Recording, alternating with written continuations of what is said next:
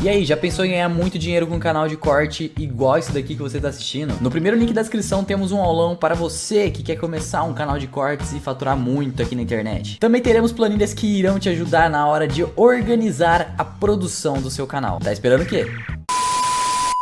Vamos continuar, vamos continuar falando de eleição. Notícias que eu acho que vai deixar vocês assim relativamente empolgados.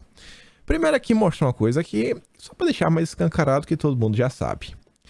Nova rodada de pesquisas traz cenário eleitoral a 3 semanas do primeiro turno. Confira a agenda. Eu tenho certeza que tem aí pelo menos 10 institutos de pesquisa, mas 10 que vão lançar alguma pesquisa ao longo da semana. Pelo menos 10 diferentes. Mas para a Globo só existe IPEC, Quest e Datafolha. Divulgam novas sondagens nacionais. Disputas para governador e Senado terão novos dados no Piauí, em Pernambuco, Ceará e na Bahia. Nem outro instituto presta para a Globo. Bom, a gente sabe que o IPEC a Globo paga, a Datafolha a Globo vem pagando. E a Quest é do Filipinho. O Filipinho que já participou das campanhas do PT, então é do bom. Essa é da boa. Assim, não fazem questão nenhuma de esconder a tendência. São as únicas pesquisas que a Globo confia. Aí veja só. O Ciro Nogueira ontem de manhã, veio para o Twitter e falou o seguinte: Datafolha, só para avisar, viramos em Minas. Tic-tac, tic-tac, tic-tac. E ele ainda fala o seguinte depois: apita o jogo, juiz. Termina, acabou. Na beira do gramado, o desespero do PT pedindo o fim da partida antes da hora. Só que não, o jogo virou. E a torcida é nossa, podem vaiar e gritar. O desespero bateu porque Bolsonaro presidente pelo bem do Brasil. Né? Bolsonaro vai estar em Bolsonaro em primeiro lugar. Na boa, mas muito na boa mesmo. Eu não consigo entender como em Minas Gerais o Zema, que é um cara inclusive do Novo, é um cara mais à direita no espectro, está com ampla vantagem perante o Calil e o Lula está na frente. Isso não faz nenhum sentido. Mas nenhum, zero sentido. Algumas pesquisas já mostravam a liderança de Bolsonaro em Minas Gerais. Agora sim, o Ciro aí dá a entender que tem pesquisas internas do PL.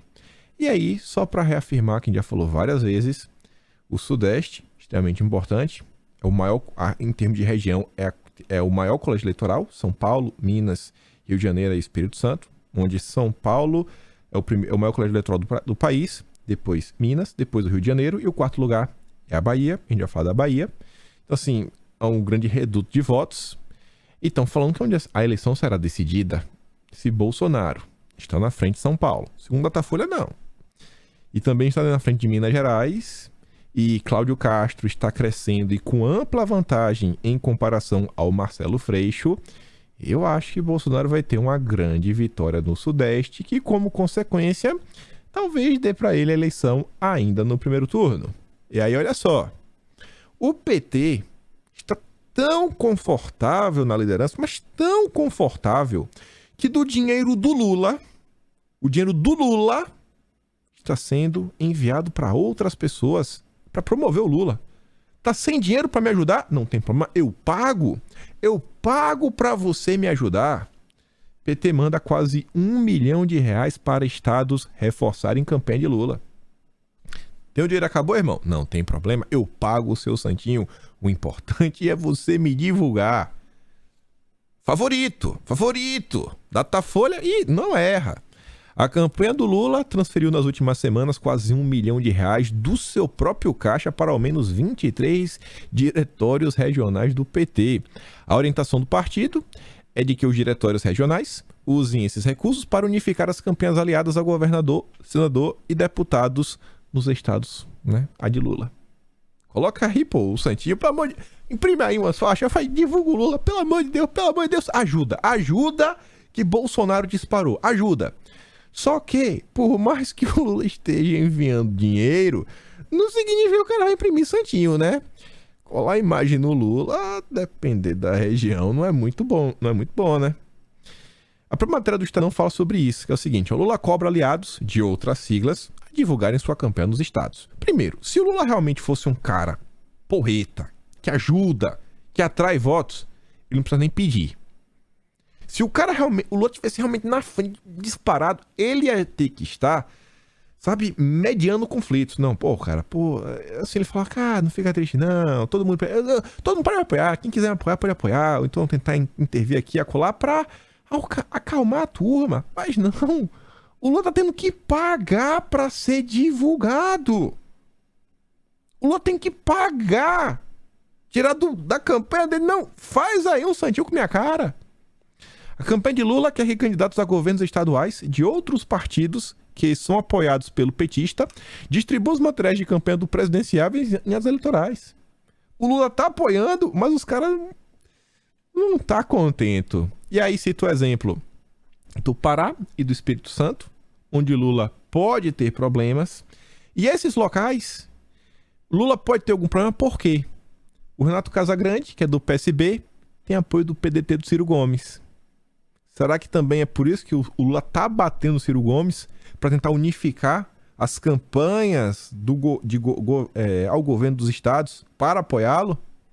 E no Pará, né? Na verdade, o Casagrande também tem apoio da Simone Tebet. O Helder Barbalho, por outro lado, ele conta com o apoio do PP, que é o partido aliado de Bolsonaro. E aí, né? Tá difícil. E o Helder Barbalho é do MDB, né? Que é o partido da Simone Tebet. Então, em tese, tem que apoiá-la. Aí, veja só. Quarto maior colégio eleitoral do país, com mais de 11 mil eleitores. Minha Bahia. Com vice de Ciro, PDT consolida oposição ao PT na Bahia em prol de ACM-Neto. Eu acho que esse ano Bolsonaro, assim, ó, já era esperado que o Lula levasse no Nordeste. O problema é, quem diz isso é o próprio Murilo da Paraná Pesquisa, já repeti várias vezes. O Lula, ele tinha que impedir um crescimento de Bolsonaro. Bolsonaro crescer 20% no Piauí, às vezes é, sei lá, 5% na Bahia. Eu não lembro a quantidade de eleitores no Piauí, mas a Bahia é o quarto maior colégio eleitoral do país. Tem estado no Nordeste com menos de 2 milhões de eleitores. Menos de 2 milhões de eleitores. Menos de 2 milhões. A Bahia tem 11. Aí tu já pensou que a candidatura, que tá um pouco mais à frente, que é a do ACM, um pouco não, né? Tá bem mais à frente, tá contra o PT, oposição ao PT, dando porrada no PT. Será que isso daqui também vai resvalar no Lula? Será que o Lula está com um problema grande na Bahia? Só lamento. Eu acho que vai dar Bolsonaro no primeiro turno. Aí vem a Folha de São Paulo. Lula sobe e Bolsonaro cai. Em busca por imagens. Mostra levantamento. Aqui eu vou falar apenas como machismo. Em termos de pesquisa e pesquisa por imagem, estão precisando mais imagens do Lula. Eu acho que isso é ruim pro Lula. Por quê? Por que eu acho isso? Eu acho que conforme a campanha está se aproximando, é público e notório, a imprensa fala sobre isso, todo mundo fala sobre isso, que os apoiadores de Bolsonaro, eles são, sabe, mais organizados, eles são mais ativos. Eu acho que se as imagens do Lula estão sendo procuradas, são pessoas que estão indo atrás de imagens do Lula para fazer, né, algum tipo de montagem, para destacar alguns pontos do histórico do Lula, do histórico do PT, do histórico dos escândalos de corrupção. Então as pessoas pegam uma coisa aqui, pegam uma coisa lá, pegam uma coisa aqui, pegam uma coisa colar. E a campanha do Lula aí tá cada vez mais cansada, sem apoio. Eu continuo sem ver, assim, apoio. Assim, o Lula tem um apoio nas redes sociais, mas você não consegue comparar com a turma de Bolsonaro. Com a proatividade de pessoas comuns. As coisas do PT você consegue ver, normalmente é tudo muito bem feito, sabe? Não é, a galera não faz o meme, a galera faz a arte original, porque tem um desenhista, o cara pega lá, né, abre o Photoshop, desenha e faz isso, você fala, meu Deus, é tão bom que não tem nem graça de compartilhar. Não tem, o pessoal diz, na esquerda não sabe fazer meme. Posso estar errado, mas é uma coisa que eu acho, a partir dessas pesquisas. Aí, veja só. O Lauro Jardim tá querendo fazer pouco. Por quê? As dezenas de doações de até R$1 para a campanha de Bolsonaro. A conta da campanha de Bolsonaro recebeu 1.023 doações de apoiadores para custear os gastos eleitorais, mas o número chama atenção. 14% não passam de magros R$10. O Vilimeu fala o seguinte: isso daí são doações do povo. Lauro Jardim faz piada com as doações de pessoas comuns à campanha de Jair Bolsonaro à reeleição. São doações pequenas, mas certamente de coração de quem acredita em um Brasil melhor. Garanto que se a plantação de girassol se mobilizar, vai dar ruim. E esse dinheirinho, gente, pode ser pouco, mas sabe aquele pouco que completa, que faz a diferença, que tem aquela energia boa, fala, vai dar certo, Deus tá botando a mão, ainda mais com a Globo fazendo piada, fazendo pouco, tentando, sabe, aquele risinho de deboche.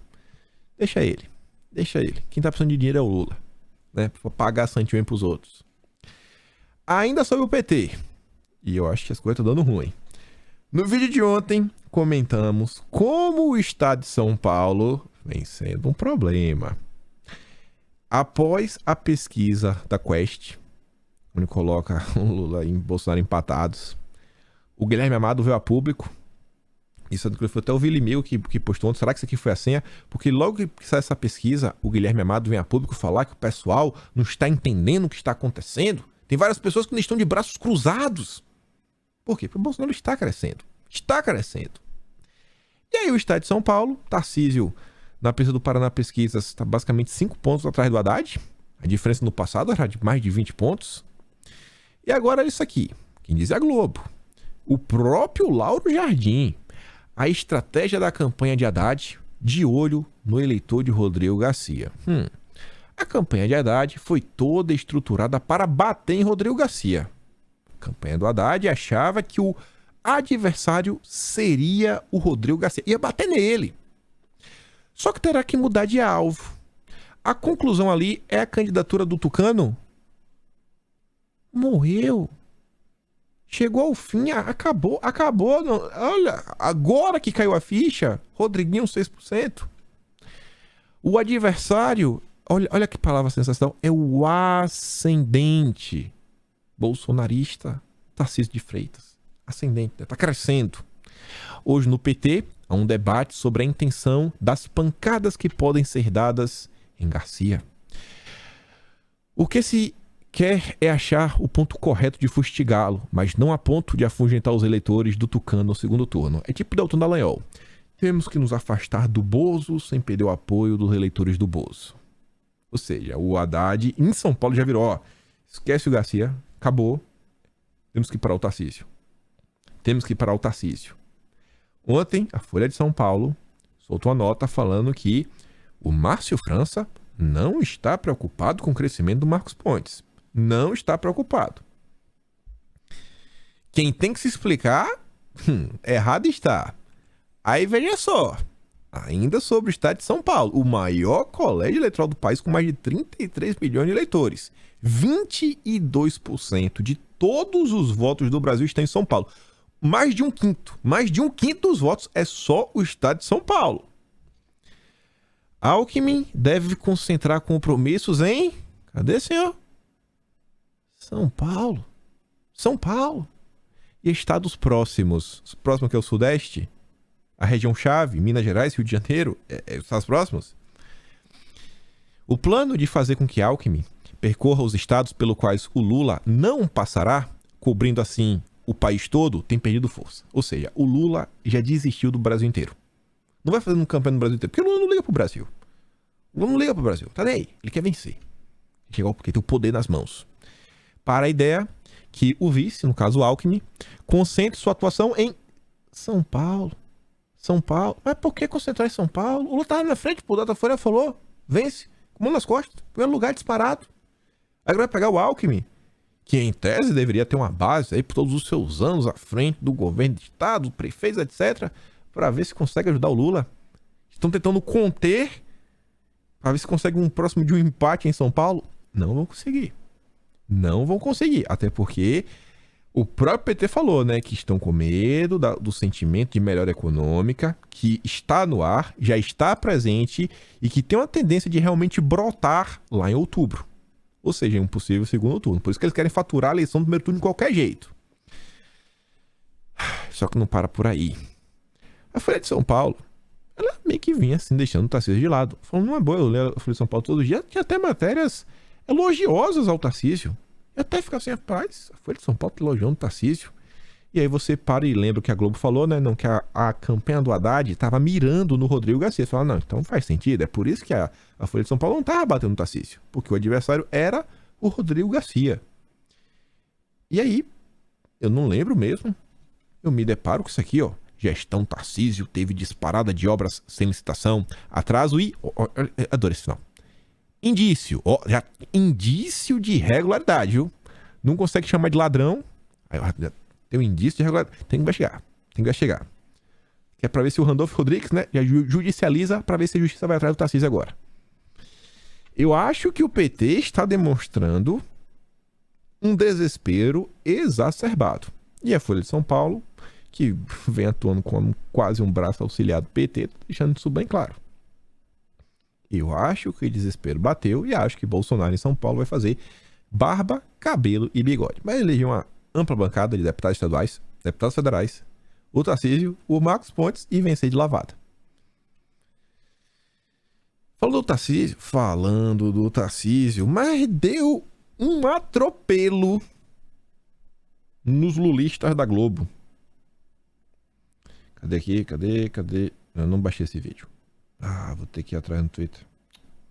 Pera aí que eu acho fácil. Nem vou dar pause. Vai dar certo. Cliquei no vídeo errado. Cadê? Calma. Aqui. O Bolsonaro ele negou enfaticamente as orientações da Organização Mundial da Saúde em relação à pandemia, atrasou o início da vacinação, só começou, inclusive, depois que o governo de São Paulo fechou o contrato com o fornecedor da China. Como é que você sente, tendo feito parte de um governo que foi considerado negacionista na saúde? Vamos restabelecer a verdade aqui. O primeiro contrato para compra de vacina foi assinado em junho de 2020, foi contrato com a AstraZeneca, que tinha, inclusive, a previsão de transferência de tecnologia para a fabricação de insumo farmacêutico ativo em território nacional. Então, muito antes da vacina ser uma possibilidade, se detectou a possibilidade de fabricar no Fiocruz e se fez esse contrato que veio a AstraZeneca, veio a compra da vacina da Pfizer, veio a compra de outros imunizantes. O Brasil foi um país que adotou uma estratégia de diversificação de imunizantes, um dos poucos países do mundo. Quase 30 bilhões de reais foram investidos em vacina e foram adquiridos quase 600 milhões de doses. Então, inclusive, as doses do competente Instituto Butantan foram adquiridas pelo governo federal e fizeram parte do Plano Nacional de Imunização.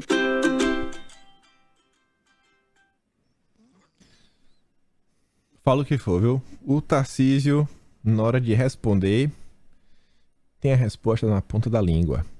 Vocês viram o primeiro debate, né? Ele começou dando um enquadro bom, depois acho que ficou um pouco a desejar, ficou um pouco mais calmo. Você acha que tem alguma chance do Haddad? Do Haddad sair vitorioso em um debate contra o Tarcísio? Eu acho que não. Imagina o segundo turno em São Paulo. Aí a imprensa aliada do Lula, né? E aqui, na verdade, saindo na coluna do Guilherme Amado. Tá até aqui em cima. Cadê? Aqui, ó. Guilherme Amado. Carlos está com ciúme do espaço que Flávio está recebendo na campanha. Além de não estar acompanhando de perto a campanha igual o irmão, Carluxo não é benquisto pela cúpula do PL. Aí o Luiz Paulo colocou essa nota e pergunta, mas será que o Carlos sabe? E o Carlos Bolsonaro respondeu o seguinte... Estava com ele há pouco. Como sempre, as fake news do bem estão liberadas. Tudo para ajudar um certo ladrão. Meu Deus, a que ponto essa escória chegará? Carlos afirma com todas as letras que estava com o irmão poucas horas. Mas segundo a turma do Guilherme Amado, o Carlos está com inveja do próprio irmão. Querem plantar discórdia a todo custo. Isso daqui, gente, isso aqui tem que dar risada. Campanha de Lula descarta megacomícios. O Balboa falou o seguinte, eu estou pensando seriamente em desistir de colonizar Netuno. E aí a turma começou a fazer as piadas, né? Não sei quem, o André Porciúncula colocou, Porciúncula desiste de comprar Ferrari. Todo mundo falando, né? Assim, o Lula tá desistindo de uma coisa que é impossível. O Lula não conseguiu nenhum megacomício. Nenhum. Zero. Cadê os grandes? Não tem. É um fiasco o tempo inteiro. É só imagem de close, sabe? Fechadinha assim, ó. Que é pra tentar demonstrar que o Lula tem algum tipo de apoio. Não tem. E falando em apoio, isso aqui. Olha o Lula assim na Datafolha. Olha o comício do Lula. Realmente, o Lula desistiu do mega comício pra virar essa piada. Isso daqui, olha aqui também. Tô até mandando um vídeo, ó. A campanha a motocicleta do Lula foi isso aqui, ó. Essa é a motocicleta do Lula. Essa é a motocicleta do Lula. Tá mais fácil comprar as motinhas da Hot Wheels. Bota assim, né? Empurra e filma assim, câmera lenta, finge que tem pessoas montadas. Bota os Playmobil, sentar em cima da motinha da Hot Wheels. E fala aí, vai Lula, para o Lula. Aí manda a Globo fazer uma edição bacana. Bota os bonequinhos Playmobil de verde pra usar o chroma key, parecer que é ser humano. E fala aqui, ó, tá lotado. Pelo menos passa menos vergonha que isso daqui. Pelo menos passa menos vergonha.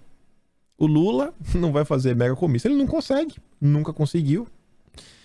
E vamos continuar falando dele. E coisas sérias. Esquerda. A esquerda brasileira, que pensa da mesma forma que a esquerda internacional, que você vê o que está acontecendo também na América Latina, as políticas que estão sendo propostas pelo Boric, as políticas que estão sendo propostas pelo Gustavo Petro na Argentina, na Colômbia, pelo amor de Deus, na Colômbia. Na Argentina é o Fernandes que ainda não está se movendo tanto nessa direção aí, principalmente na questão de drogas. Mas veja só, um consórcio internacional de ONGs, né, institutos, adere a manifesto por nova política de drogas no Brasil. E daí, Mônica Bergamo? Essa nota, óbvio que ia ser na coluna da Mônica Bergamo. E daí? Quem determina a direção do Brasil são os brasileiros. Ela, assim, a turma da esquerda quer rifar a todo custo a soberania nacional. A turma da esquerda acha que o povo não tem direito de falar o que eles concordam, o que eles acham melhor para o Brasil. Não, o povo não tem direito não. Quem sabe é a ONU, quem sabe é o OMS. Não, quem sabe agora são as ONGs de esquerda internacionais. Essas sabem melhor do que tudo. O Consórcio Internacional sobre Política de Drogas, integrado por 192 ONGs de diversos países e entidades brasileiras, como a Coalizão Negra por Direitos e o Movimento dos Trabalhadores Rurais Sem Terra, o MST, estão entre os signatários de um manifesto que pede uma nova política antiproibicionista para as drogas no Brasil. Ou seja, eles querem que legalize. Ou seja, contra a proibição. Você quer legalizar. De forma bem simples e direta. Você acha que o Lula é a favor ou contra isso daqui? Todos os aliados do Lula são a favor. Menos ele. Pelo menos no âmbito das ONGs. Só ele é contra. Para, né? Para. Aí vamos lá. A turma do MST, esse ano, pra gente falar aqui um pouco do Legislativo, tá com vários candidatos. Vários. A maioria estão pelo PT, mas também tem alguns no PSOL. A maioria, lavados estão no PT. Tá lá, ó, tentando montar uma bancada. Ontem um jornalista do UOL, não vou falar o nome, ele fez uma lista para ajudar a divulgar os candidatos comprometidos com as pautas climáticas. Basicamente, todos os candidatos do MST estão preocupados com a pauta climática. Que vocês sabem que a pauta climática vem se tornando uma pedra no sapato do agronegócio. E o MST é a favor da pauta que é contra o agronegócio. Em grande parte, né, do agronegócio, que segundo Lula é fascista e direitista. Muito suspeito, muito suspeito. Olha só.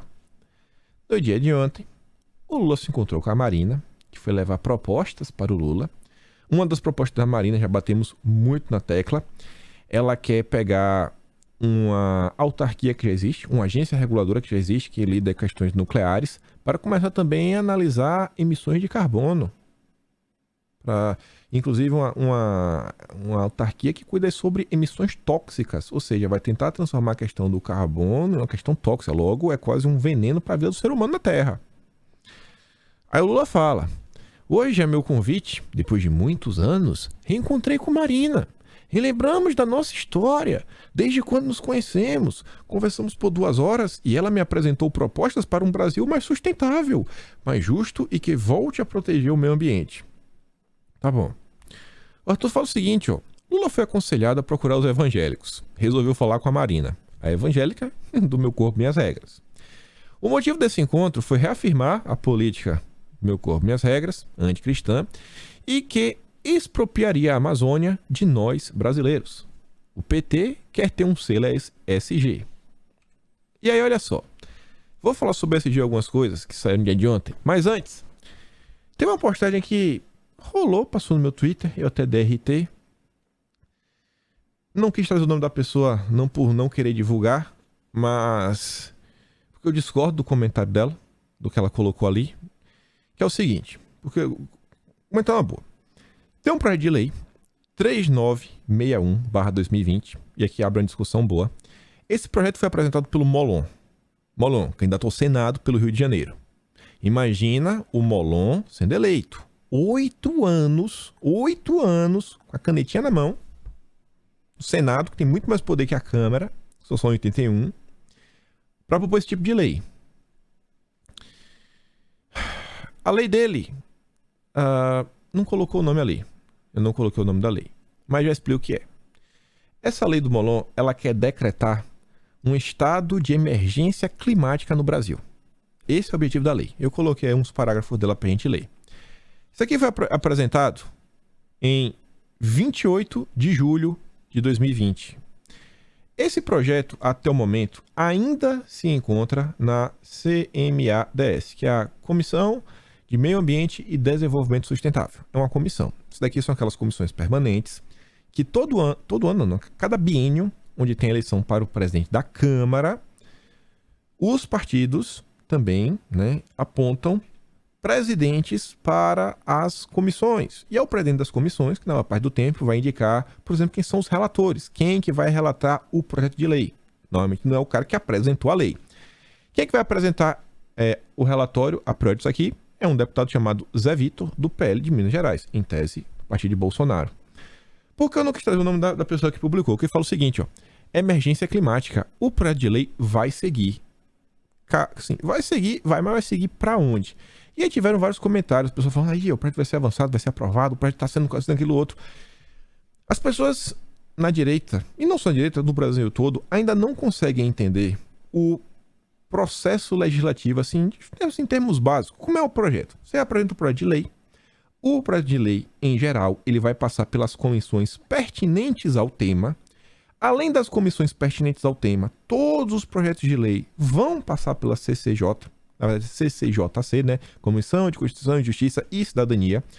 Se o projeto trouxer impactos financeiros, ele vai ter que passar pela CFT, Comissão de Finanças e Tributação, Finanças e Tributo, algo assim do gênero, e mais uma comissão que tiver envolvido. Caso você passa lá no meio ambiente, etc., a CCJ tem a admissibilidade da constitucionalidade, etc., está aprovado, aí pode ir para o plenário e aí pode ser votado. Aqui ainda está no trânsito normal da coisa. Só que veja só, se você tem um controle da CCJ, você já consegue cortar na CCJ. Você consegue cortar na CCJ. Só que a CCJ, o projeto já chega com uma certa pressão. Porque imagina, ele veio da Comissão do Meio Ambiente e Direitos Humanos. E ele foi aprovado nessa comissão. Vamos fingir que ele foi aprovado. Então já chega, olha, ele foi aprovado lá. Então se a CCJ não conseguir meio que colocar por que constitucionalmente ele não seja um projeto ruim, inadmissível, ele tenta decidir passar. Mas também o presidente da CCJ pode sentar em cima e não deixar avançar. Só que se ele fizer isso, pode ter retaliação.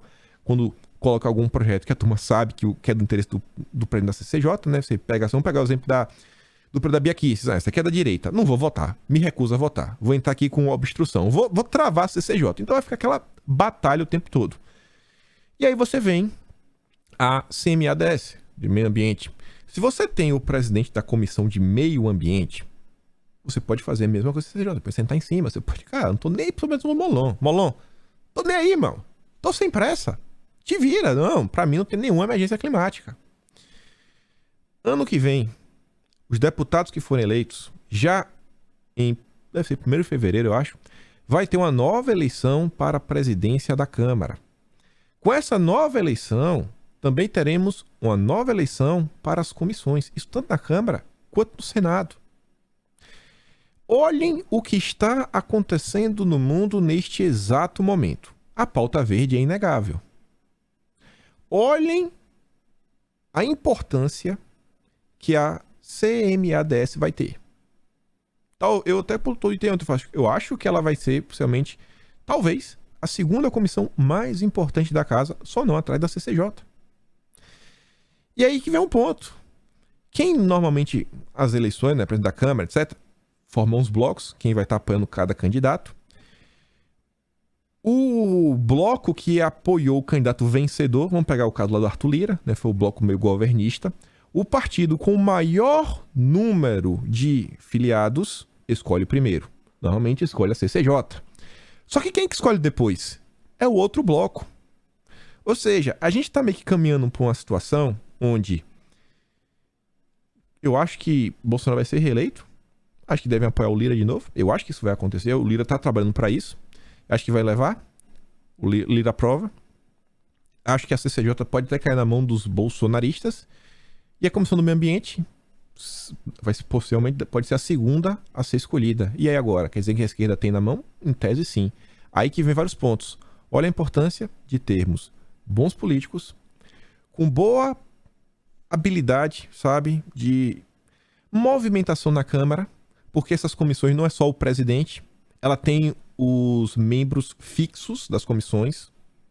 Mesmo que não seja membro fixo, tem pessoas que podem ir lá, pode participar do debate, pode levar pessoas que são especialistas na área, naquele quadro técnico, para tentar ajudar, tentar mostrar como algumas pautas de esquerda são absurdo, assim também como a própria CCJ. Então, olha como a escolha de deputados é importantíssima. Lula está com a Marina. Independente do Lula vencer ou não, que não vai vencer, eu acho que a melhor tenta de ser eleita. São Paulo tem lá o seu curral eleitoral, a esquerda vai tentar se juntar em torno do nome dela, dizem que é até puxadora de votos.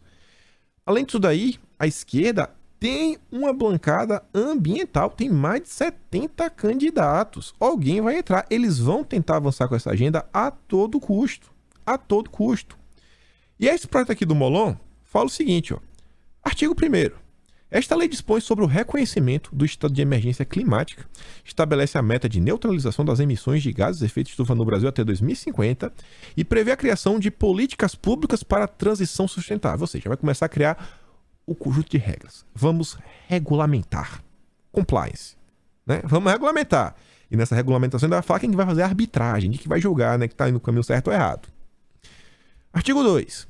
Fica reconhecido em todo o território brasileiro o estado de emergência climática, em razão da mudança, né, corrente, demanda, etc. Da emergência. Parágrafo único. O estado de emergência começa na data da publicação da lei. Assim que a lei foi publicada, começou, letra vermelho, e vai vigorar, ou seja, vai durar até quando for necessário, enquanto ações de mitigação e de adaptação se revelarem urgentes e necessárias. Se der 2050 e não conseguir resolver, continua em estado de emergência. Continua em estado de calamidade. Artigo 3. Caberá ao Estado brasileiro empenhar todos os esforços cabíveis e disponíveis para combater essa emergência. Todos os esforços cabíveis e disponíveis. Todos, sem exceção. Quanto não vai se gastar com isso daqui? Qual caminho isso daqui vai ditar, inclusive, para financiamentos? Liberação de crédito para a população. E aqui, para terminar essa lei, aí no artigo 3 tem os parágrafos. Parágrafo 1º. As políticas, programas e planos de desenvolvimento, inclusive as propostas orçamentárias, deverão incorporar ações de resposta à emergência climática. O orçamento, a LDO tem que estar baseada nisso daí. Tá colocando obrigatoriedade. E aí que vem o pulo do gato da esquerda. Como a esquerda joga com as regras de um jeitinho assim, fala, meu Deus, mas como essa galera é esperta. O que foi que aconteceu no Chile? Propuseram a Constituição ativista. Olha esse parágrafo 2º. As ações de resposta à emergência deverão estar ancoradas nos princípios de... Cadê meu lado? Equidade, autodeterminação e da proteção dos direitos fundamentais. Se você não entendeu, eles vão pegar o Brasil e vão colocar as nossas políticas públicas, assim, ó, qualquer política pública vai ter que ser direcionada para alcançar essas metas e ainda tem que estar ancoradas na equidade, autodeterminação e proteção dos direitos fundamentais. Ou seja, nas pautas identitárias. Equidade. O que é que equidade tem a ver com com as emissões? Nada, mas não importa. Autodeterminação. Eu também, inclusive, os povos originários. E da produção dos direitos. Quais são os direitos fundamentais? Assim, com única cartada, com a única lei, a esquerda avança com a agenda ambiental e a agenda social. Que no fim do dia é o que? É o ESG. E o G é a governança. É você criar essas regras. Olha o Molon. Durante o período de vigência do estado de emergência climática, fica vedado o contingenciamento de quaisquer fundos ou recursos destinados à proteção ambiental, combate ao desmatamento e à mitigação e adaptação à mudança climática. Ou seja, assim, não, mas tem inflação, tá tendo conflito, tá tendo um conflito internacional, precisamos garantir que vai ter comida. Não importa. Não podemos deixar de gastar o dinheiro. É emergência climática, irmão. Passe fome. Você não vai ter nada, você vai ser feliz. Artigo 4, né? Em tese, fica na obrigação do governo federal elaborar e publicar um plano nacional de resposta. Mas vocês sabem, se for um governo de direita, Bolsonaro, ele publica o que vai fazer, a esquerda vai falar que não é o suficiente, vai judicializar e aí vai cair na mão de quem para arbitrar o que é certo e o que é errado, da justiça brasileira. Você já sabe o caminho que Randolph usa. E aí tem outro ponto ainda. Parágrafo 1º. O plano que trata o caput deste artigo é elaborado com a participação da sociedade civil, tem a participação das ONGs, deverá ser objeto de revisão periódica a cada 5 anos, é o programa aí que vai ser executado, né, essas diretrizes, e o processo de revisão não poderá levar a uma redução das metas. Você pode revisar, mas sempre para cima. Nunca... Mas estamos vivendo um conflito internacional, pelo amor de Deus, a gente precisa... garantir a nossa agricultura. Não pode? É emergência climática. Tá aí o Lula e a Marina. A turma do Lula. A turma da esquerda. Olha aí. Olha a importância das comissões. Bons deputados. Que não fiquem só lacrando nas redes sociais. Mitadinha, colocando recorde de vídeo. Olha o tipo de projeto que o Molon apresenta. Cara, é uma coisa assim, que é uma malvadeza sem tamanho. Aí você vê. Olha a turma do Lula. É XP, ó, site oficial da XP, a turma do Benchimol. Radar ESG. Setor de supermercados. Vale a pena encher o carrinho? Assim, peraí, vocês vão problematizar o supermercado. Embora as empresas de supermercado tenham feito melhorias, embora tenha feito melhoria, tem muito a melhorar, né? Para abordar a segurança alimentar, uso de energia e o capital humano, que nos permite identificar que algum progresso está sendo feito, né? As controvérsias frequentes continuam sendo um desafio chave para o setor. Pronto. A turma do Benchimol está problematizando os supermercados. Os supermercados têm um poder político e econômico considerável no sistema alimentar e uma responsabilidade inerente de demonstrar boa cidadania corporativa por meio de responsabilidade social corporativa. Dito isso, nossa visão, os supermercados brasileiros poderiam fazer mais para usar seu poder para apoiar a saúde pública. Gente, saúde pública, o cara tá falando de clima. Ao longo da matéria, o cara tá falando de clima, de emissões. O que é que isso tem a ver com saúde pública? O cara tá transformando uma questão ambiental em questão de saúde. Tá impactando na sua vida. Se você muda as regras para os supermercados que vendem comida, você realmente acha que o supermercado ele não vai repassar o custo disso para o cliente? Será que a turma do Lula, lá do XP, da Benchimol, eu me atrapalhei, tudo é a mesma coisa. Lula, XP e Benchimol estão juntos, são aliados. A mesma coisa tem, né? Aliado. O Benchimol e o XP são aliados. O Benchimol falou, enquanto o Lula foi pragmatismo e sensatez. Será que eles não pensam que isso aqui pode encarecer a comida para os brasileiros como um todo?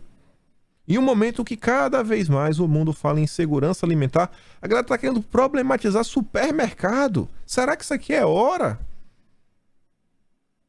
Difícil, né? Aí veja. Antes de mostrar o sistema do Brasil, isso aqui, não sei se é Estados Unidos, eu não fui atrás para onde ver o que é. Só para mostrar um exemplo. Esse grupo ele tem na Austrália, mas não sei se aqui foi na Austrália, acho que aqui foi no Reino Unido. Rebelião Animal, né? Animal Rebellion é o nome do grupo. Eles estão comemorando, eles fizeram uma ação onde eles entraram em uma central de distribuição de leite.